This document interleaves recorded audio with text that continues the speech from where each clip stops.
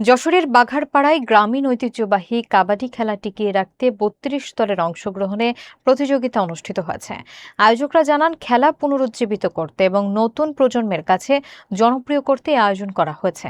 মাঠে ছিল উচ্ছ্বাসপূর্ণ পরিবেশ এবং ফাইনাল খেলায় খেলোয়াড়রা তাদের দক্ষতা, গতি ও শক্তি প্রদর্শন করেছেন। বিজয়ী দলকে পুরস্কার তুলে দেন আমন্ত্রিত অতিথিবৃন্দ। বিস্তারিত দেখুন শহীদুল ইসলামের প্রতিবেদনে। যশোরের বাঘারপাড়ায় জাতীয় ঐতিহ্যবাহী কাবাডি খেলা পৃষ্ঠপোষকতার অভাবে দীর্ঘ সময় ধরে অনেকটা হারিয়ে গিয়েছিল। সম্প্রতি নারিকেলবাড়িয়া ইউনিয়নের শ্রীরামপুর গ্রামে আয়োজিত ৩২ দলীয় কাবাডি প্রতিযোগিতা মূলত এই খেলাকে পুনরুজ্জীবিত করা এবং নতুন প্রজন্মের মধ্যে খেলাটি জনপ্রিয় করার লক্ষ্যেই করা হয়েছে। দেশের বিভিন্ন এলাকা থেকে আগত দলগুলো দিনভর প্রতিযোগিতায় অংশ নেন, যা দর্শকদের মধ্যে উত্তেজনা এবং উৎসাহের সৃষ্টি করে। খেলোয়াড়রা মাঠে তাদের নৈপুণ্য, দ্রুতগতি এবং শক্তি দিয়ে সমন্বিত কৌশল প্রদর্শন করেন।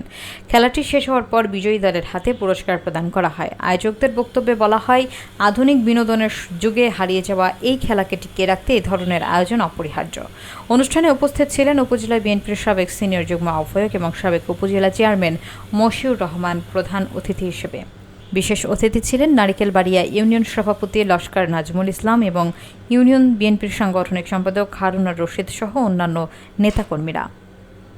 এই খেলাটা নিয়েই যারা থাকে, এই জন্য আমরা এই গ্রামীণ খেলাটাকে আবার নতুন করে প্রচলিত করতেছি। যদিও আমরা আজকে হাডুডু খেলা, আপনারা যারা এখানে উপস্থিত হয়েছেন সকলেই জানেন, সারা বাংলাদেশের মানুষ দল মত নির্বিশেষে তার জন্য দোয়া করছে।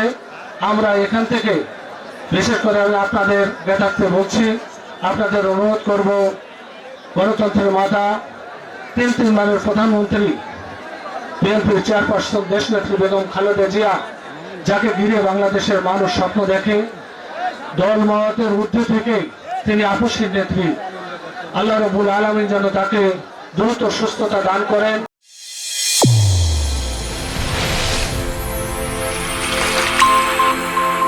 চ্যানেল A1 হৃদয়ের স্পন্দন।